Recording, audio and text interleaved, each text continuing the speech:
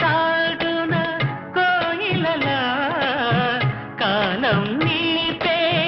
అనురాగం అడగని వరములు కురిపించి అమృత వర్షిణి అనిపించే అమూల్యమైన సన్నిధి శుభోదయాల సన్నిధి మనస్సనేది అహో ఒక మనసుకు నేడే పుట్టిన రోజు అహో తన పల్లవి పాడే చల్లని రోజు